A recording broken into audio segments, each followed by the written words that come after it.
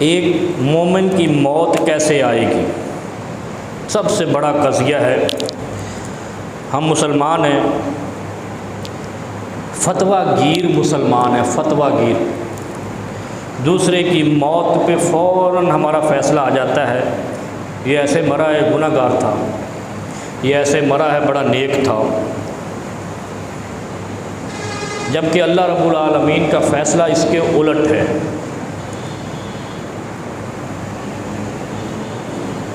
اور وہ یہ ہے کہ اللہ رب العالمین بعض لوگوں سے محبت کرتا ہے تو ان کی موت مشکل کر دیتا ہے،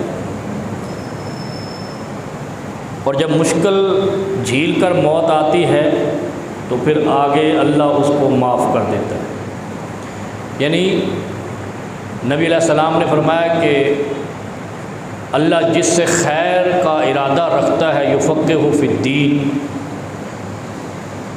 اس کو دین کی سمجھ عطا کر دیتا ہے، دین کا فہم عطا کر دیتا ہے، اس کو دین سیکھنے کی جستجو جدوجہد عطا کر دیتا ہے، وہ خود ہی دین سیکھنے لگ جاتا ہے، توجہ سے علماء کے ساتھ بیٹھتا ہے، صحبت صالحین اختیار کرتا ہے، اور آہستہ آہستہ تائب ہو جاتا ہے، اور ایسا تائب ہوتا ہے کمل لا ذنب لہ، گویا کہ اس نے گناہ ہی نہیں کیا۔ اتنی بڑی بشارت ہے۔ اسی طرح بعض لوگوں سے اللہ جب محبت کرتا ہے اور اس کا موت کا وقت قریب آتا ہے تو اللہ نہیں چاہتا کہ وہ جہنم میں جائے، اس کو دنیا میں ہی تھوڑی سی مشکلیں دے کر، جیسے فرمایا ان الحمى من فیء جہنم، یہ جو بخار ہے، بخار یہ جہنم کا فے کہتے ہیں، سانس ہے، اور اس بخار سے جب انسان کو لگتا ہے، فیور ہو جاتا ہے، گویا کہ ہر لمحے اس کے صغیرہ گناہ ڈھل رہے ہیں، دھل رہے ہیں۔ وہ کیسے؟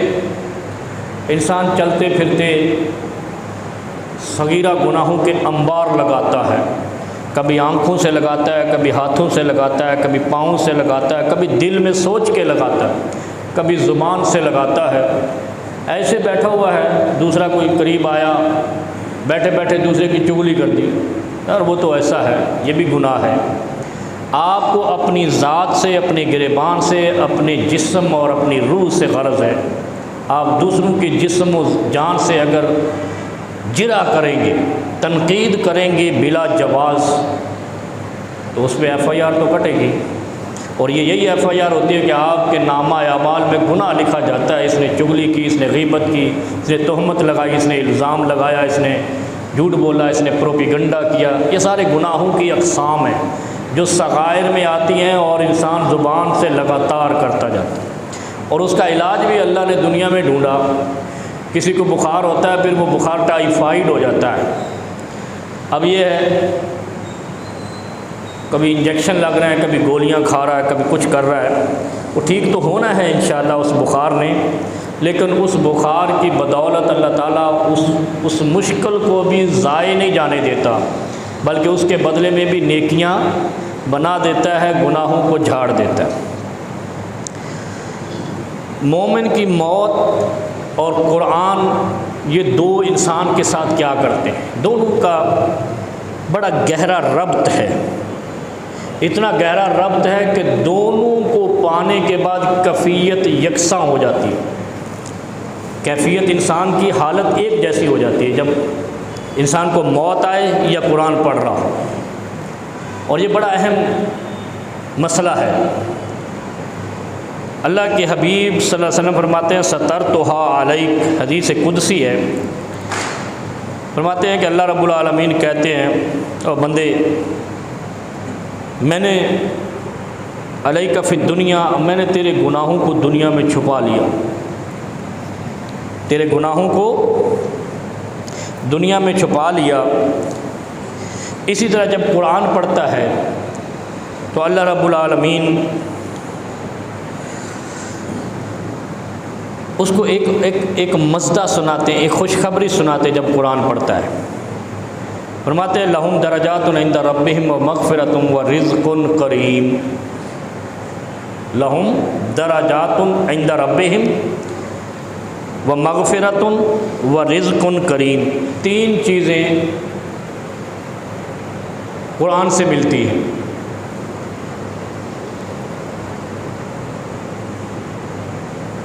اللہ کا ایک بڑا حسین انداز ہے اپنی مخلوق کے لیے. جتنا پیار، وہ کہتے ہیں نا 70 ماؤں سے بڑھ کر، حالانکہ یہ روایت ضعیف ہے، اس سے بھی بڑھ کے، مطلب آپ نے محدود کر دیا کہ 70 ماؤں کو. کسی کی 70 ماہیں ہوتی نہیں، ماں تو ایک ہی ہوگی. ایسے بیوقوف بنایا ہوا لوگ لکھتے جاتے ہیں، بڑھتے جاتے ہیں، اور وہ پھر کہتے ہیں یہ حدیث میں آیا یا روایت میں آیا. یہ ضعیف ہے بھائی. بات کیسے ہو؟ ایک بندے کی ایک ہی ماں ہو سکتی، 2 پیٹوں سے ایک دم پیدا نہیں ہو سکتا. 2 شکم سے ولادت نہیں ہو سکتی ایک فرد کی. 70 ماؤں سے. وہ نبی علیہ السلام کی وہ آتے ہیں نا کہ اللہ نے قرآن میں اتارا جب نبی علیہ السلام منافق کا جنازہ پڑھانے چلے گئے، ابن ابی کا. نبی علیہ السلام نے کیا کہا، اگر مجھے پتہ ہوتا کہ میں 70 مرتبہ بھی نماز پڑھوں تو میں اس کی نماز جنازہ پڑھ لیتا. اس کے لیے مغفرت 70 مرہ، میں 70 بار اس کے لیے دعائیں مغفرت کرتا اگر مجھے پتہ ہوتا کہ اللہ معاف کر دے گا. لیکن اللہ نے کہا کہ میں معاف کروں گا ہی نہیں. دیکھو کدھر آپ اندازہ کریں، ایک مشرک اور ایک منافق. پیغمبر بھی 70 بار مغفرت کی دعا کرے اللہ نہیں بخشے گا. اللہ کو صرف ان 2 لوگوں پر قہر آتا ہے کہ اللہ کی صفت ہے نا جبار و قہار. آواز صاف ہے؟ اللہ کی صفت ہے، 2 صفتیں. انہ کان غفارا، اللہ غفار ہے. یعنی ایک تو ہوتا ہے نا مغفرہ، مغفور، غفور الرحیم. غفارہ اس کی بڑی ڈگری ہے، گڈ، بیٹر، بیسٹ. اس سے بڑی کوئی ڈگری نہیں ہے. انہ کان غفارا، تو انہ کان جبارہ بھی ہے، قہارہ بھی ہے. اللہ کو اپنی مخلوق میں سب سے زیادہ غضب 2 لوگوں پر آتا ہے، منافق پر اور مشرک پر. منافق کی مثال نبی علیہ السلام نے فرما دی کہ اگر مجھے پتہ ہوتا کہ میں عبداللہ ابن ابی کی 70 بار جنازہ پڑھاؤں. اچھا منافق کیا ہے؟ منافق بڑا بلنڈر نہیں ہے. منافق یہ ہے کہ جو آپ کو دھوکہ دے وہ منافق ہے، جو آپ سے ٹکراؤ کرے وہ منافق نہیں ہے، وہ مزاحم ہے. ٹکراؤ، لڑائی. جیسے روس افغانستان سے گیا تو 2 مسلمان آپس میں ٹکراؤ پہ آئے تھے نا، طالبان نامی اور وہ شمالی اتحاد. تو یہ منافقین نہیں تھے، یہ مزاحمین تھے، تحریک مزاحمت. بھئی ہمیں حق دو، کہتا ہمیں حق دو. جیسے آپ کے یہ ملک میں بھی لگا ہوا ہے نا، ایک طرف عمران خان کھڑا ہے، ایک طرف وہ گھس بیٹھیے کھڑے ہیں. اب وہ دونوں لڑ رہے ہیں. تو یہ منافقین نہیں ہیں، یہ الو کے پٹے پتہ نہیں کہاں سے لوگ آ جاتے ہیں، ہر کسی کو منافق کہے جاتے ہیں. وہ کوئی عمران خان کو منافق کہہ رہا ہے، کوئی شہباز شریف کو کہہ رہا ہے، کوئی اس کو کہہ رہا ہے جو بیچارہ ریٹائر ہو گیا. او بھائی یہ منافق کو سمجھو، منافق صرف وہ ہے جو حق کو دھوکہ دے، جو حق کو دھوکہ دے. ادھر جائے کافروں میں جو مرضی کرے لیکن مسلمانوں کو دھوکہ نہ دے، مسلمانوں کی جاسوسی نہ کرے، مخبری نہ کرے، مسلمانوں کے مال میں، جان میں، جسم میں دھوکہ نہ دے، مسلمانوں کو دھوکے سے مروائے نہیں. جو اس طرح کرے گا وہ منافق ہے. اور جو اللہ کے ان مسلم بندوں کو دھوکہ دے گا اللہ کو اس پر مشرک کی طرح غضب آتا ہے. بس یعنی اللہ کا قہر بھی بہت بڑا ہے اور منافق کا دھوکہ بھی بہت بڑا ہے. مسلمانوں کا زوال ہمیشہ منافقین سے ہے. یہ جو میر جعفر، میر صادق، آپ ایسے نام سنتے ہو نا، چرچا سنتے ہو ان کا، یہ منافق تھے. غدار. غدار کیا ہے؟ دین کا غدار، دنیا کا غدار، اسلام کا غدار، دین اسلام کا غدار، مسلمانوں کا غدار، مسلمانوں کے جان اور مال سے غداری کرنے والا منافق ہے. ہاں ان کو آپ کہہ سکتے ہیں جو غداری کرے وہ منافق ہے. دھوکہ منافقت ہوتی ہے، غداری ہوتی ہے. 2 لوگوں پر اللہ کو بڑا غضب آتا ہے، ایک منافق پر، ایک مشرک پر. اس کے علاوہ اللہ غفار ہے، ستار ہے. ستار پتہ کسے کہتے ہیں؟ گود میں لینے والے، پردے میں لینے والے. سترتھا علیک فی الدنیا وانا اغفر لها فی الآخرہ.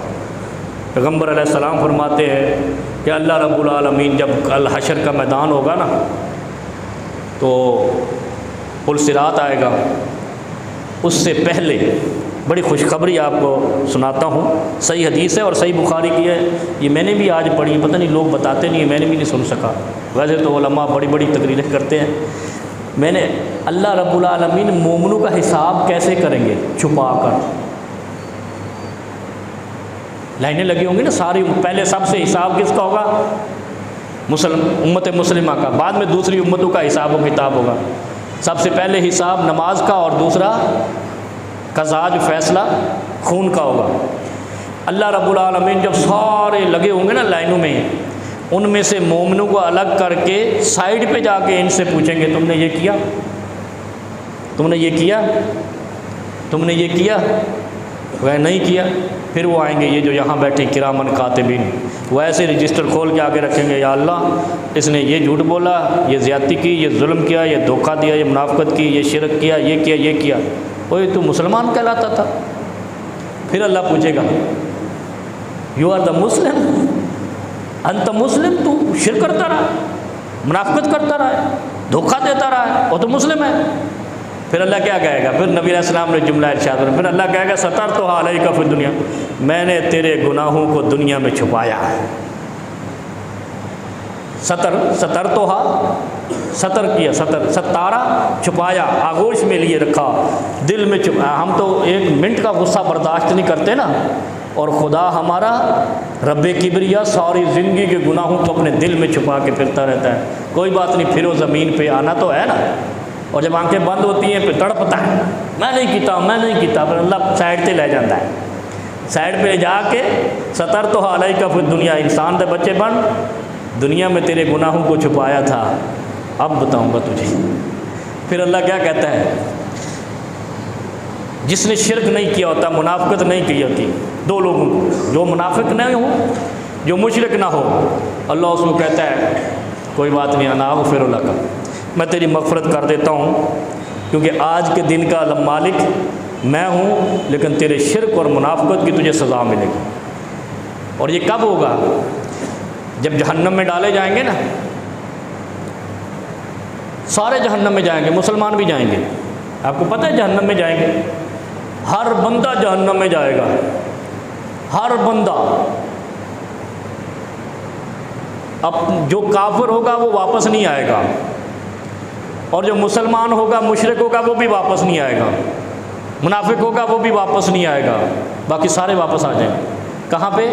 جب پل صراط چڑھنے لگیں گے، جس کی نقشے مولوی بیان کرتے ہیں نا، بال سے باریک ہوگا، اتنا سیدھا ہوگا، اتنا اونچا، وہ پتہ نہیں کیا ہے، حالانکہ یہ پتہ نہیں کہاں سے لاتے ہیں۔ پل صراط ہے، پوری انسانیت گزرے گی اس سے، بس اس پہ جو اللہ چاہے گا وہ گزرے گا، باقی دھڑام سے نیچے گر جائے گا، اور نیچے آگ جل رہی ہوگی، جہنم برپا ہوگی، جو نیچے گر گیا وہ جہنم میں، اور منافق سب سے نیچے، اس کے اوپر کافر، اندازہ کرو، اور منافق مسلمان ہوگا، بڑے خوش پھرتے ہیں ہم، بڑے خوش ہیں نا منافقت کرنے سے۔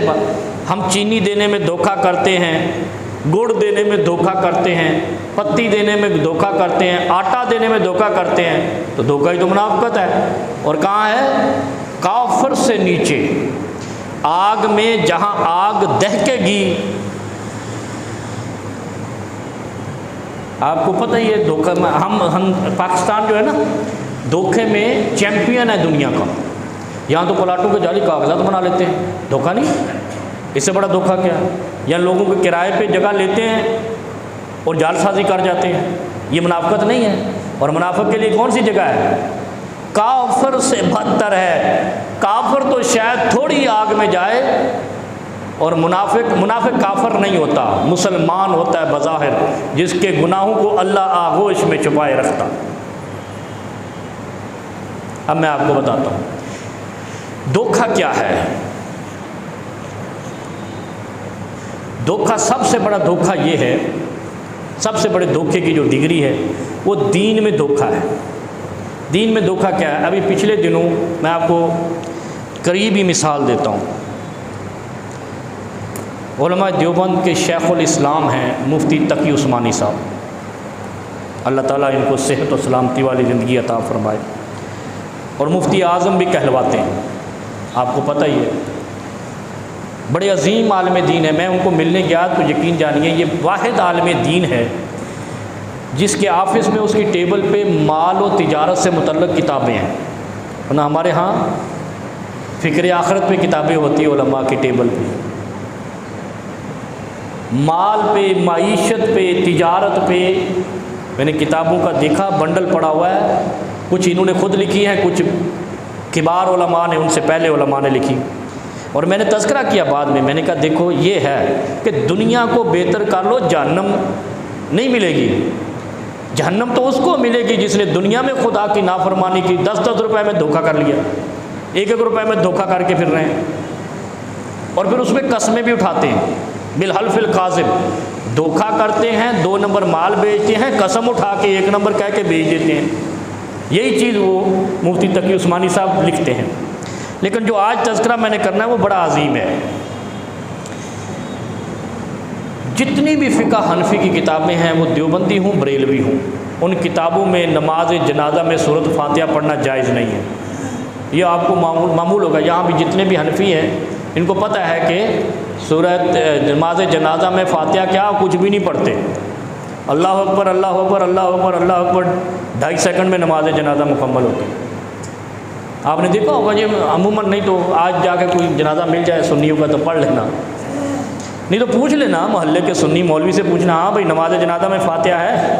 نہیں، کدھر ہے فاتحہ؟ جب وہ ریوڑیاں آئے گی، بریانی آئے گی، قورمہ آئے گا، نان آئے گا، گارلک نان آئے گا، پھر ہم فاتحہ پڑھیں گے۔ تو فاتحہ میت کی تو نہیں پڑھی، تو نے تو اس کی پڑھ دی، کھانے پینے کی پڑھ دی ہے نا۔ یہ مفتی تقی عثمانی صاحب اتھارٹی ہیں علماء دیوبند میں، اتھارٹی، طارق جمیل اتھارٹی نہیں ہے، یہ بہکاوا ہے لطف و لسان کا، زبان کے لطف کا بہکاوا ہے، نہ یہ مفتی ہے، نہ یہ علامہ ہے، نہ یہ مصنف ہے، نہ یہ محدث ہے، نہ یہ فقیہ ہے، اپنی زبان سے لوگوں کو دل ملاتا ہے۔ مفتی تقی عثمانی صاحب ہوں یا مفتی رفیع عثمانی رحمہ اللہ جو فوت ہو گئے، ان کی تعزیت کے لیے ہم گئے، یا ان کے والد مفتی شفیع صاحب ہوں یا چچا ہوں مفتی شبیر عثمانی صاحب، یہ ایک نام تھے مسلک حنفیت میں، علماء دیوبند میں، ابھی بھی ہیں، اور انشاءاللہ یہ شجرہ ہی ایسا ہے جنہوں نے دین کی بڑی خدمت کی ہے۔ لیکن میں نے جو بات کرنی ہے، قرآن میں آتا ہے انما المؤمنون الذین اذا ذکر اللہ وجلت قلوبہم۔ قرآن کی شان کیا ہے سنیں آپ، قرآن کیوں اترا ہے، اور جس پر یہ علامت ظاہر نہ ہو اس پر قرآن اثر نہیں کر رہا، وہ اپنا ایمان کو ری چیک کرے۔ اللہ کہتا ہے قرآن میں کہ مومن کی شان یہ ہے کہ جب وہ قرآن پڑھتا ہے اس کا دل کانپتا ہے، وائبریٹ ہوتا ہے دل۔ موبائل کی وائبریشن سائڈ پہ لگی ہو تو انسان کو پتہ چلتا ہے، اور یہاں اگر وائبریٹ کی پتہ نہیں چلتا تو تیرا قرآن پڑھنا بیکار ہے۔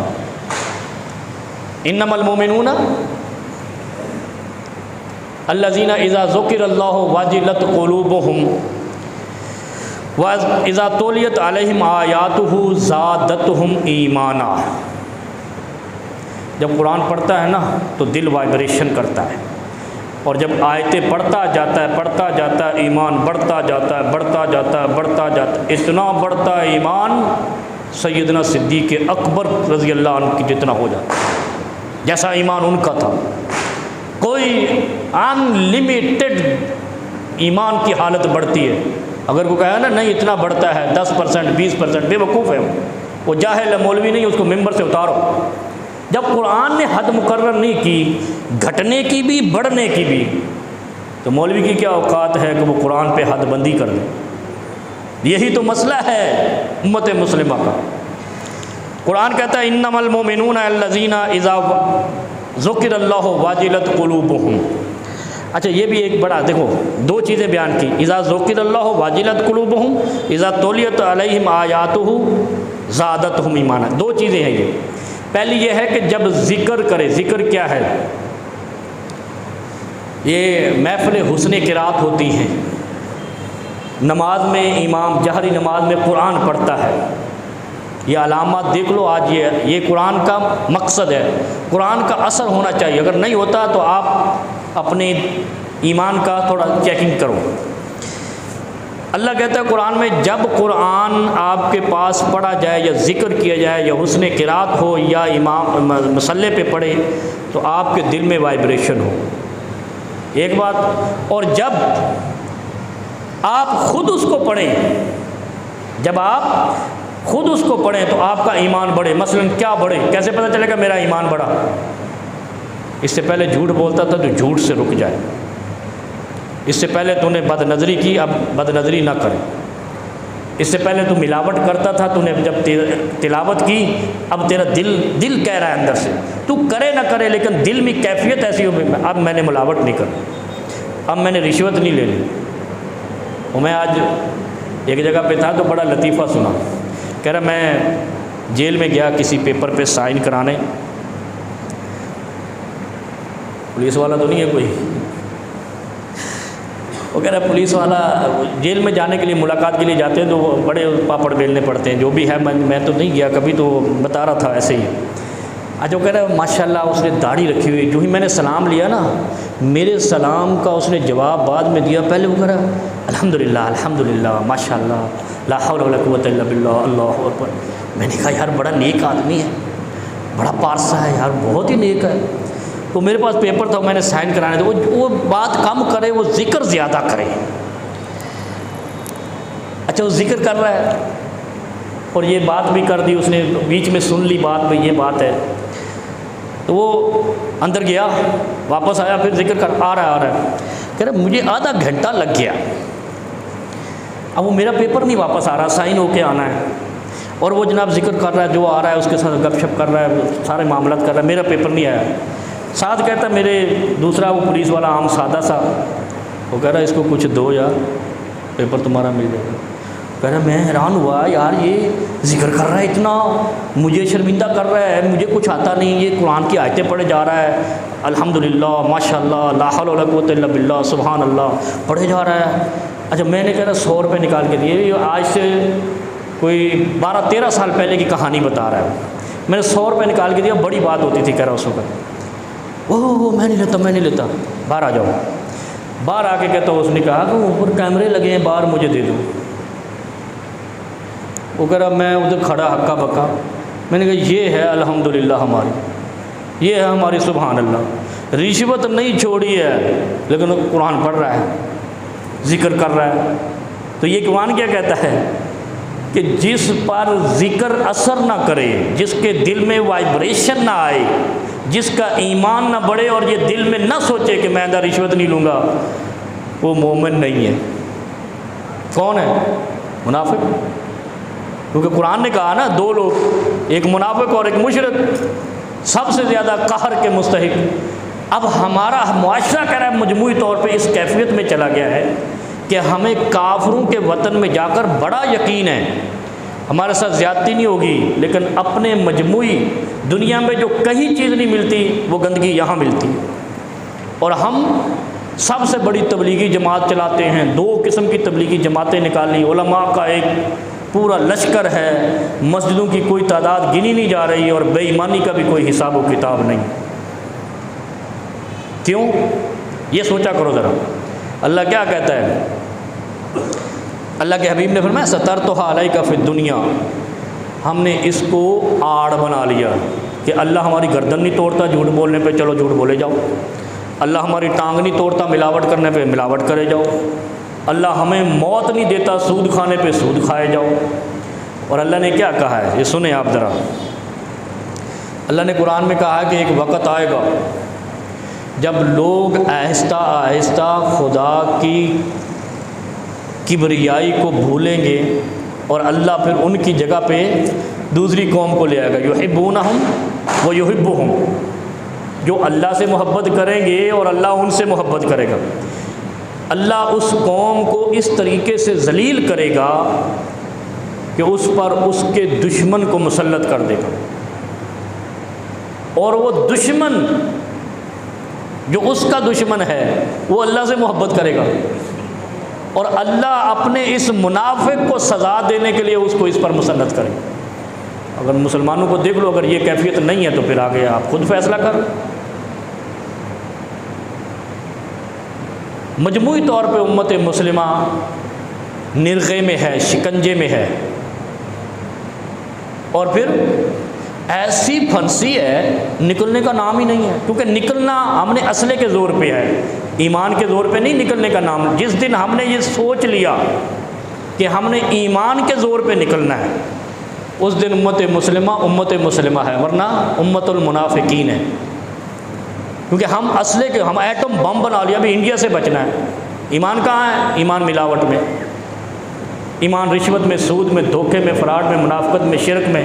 شرک کے ہر محلے میں ہمارے دربار، تبلیغی جماعت کا 50 لاکھ کا اجتماع ہے نا، ہوتا ہے نا، یار تم 50,000 ہمیں دے دو، ہم اسلامی انقلاب لے آئیں، یہ چیلنج ہے ہمارا۔ اس 50 لاکھ میں 50,000 بھی ایمان والے نہیں ہیں، ورنہ عمران خان تو 20,000 لے جا کے حکومت بدل رہا ہے ایسا یا نہیں؟ اس کا مطلب وہ سیکولرزم میں مخلص ہے، ہم ایمان میں بے ایمان ہیں، منافق ہیں۔ اس سے پہلے 30 سال جو جنہوں نے حکمرانی کی ہے وہ بھی 5-5 ہزار کا ٹرین مارچ کر کے حکومت بدل دیتے تھے۔ 50 لاکھ کا اجتماع ہے، اور پھر ان کی حد بھی نہیں ہو۔ ایک نے کہا انڈیا میں 12 کروڑ کا اجتماع ہو گیا، تبلیغی اجتماع۔ یار 12,000 تو بندے نکالو، مودی کی ٹانگیں کھڑی ہو جائیں گی، مودی ملک چھوڑ کے فرار ہوگا، جیسے تمہارا ابھی کل ریٹائر ہوا، آج وہ اٹلی میں پھر رہا ہے۔ تو ایمان اصل چیز ہے، بے ایمانی سے آپ اسلحے کے انبار لگا لیں، لیکن کرنا کس نے ہے؟ جو عرشوں کا مالک ہے، یفعل ما یرید۔ جس دن اس پہ یقین آ گیا نا، ہونا وہی ہے جو خالق کائنات نے کرنا ہے، تو پھر یہ مسبب الاسباب نہیں ہوں گے، وہ اللہ ہوگا۔ ہم نے ان چیزوں کو مسبب الاسباب بنا لی، یہ اسباب ہیں، مسبب الاسباب عرشوں والا ہے۔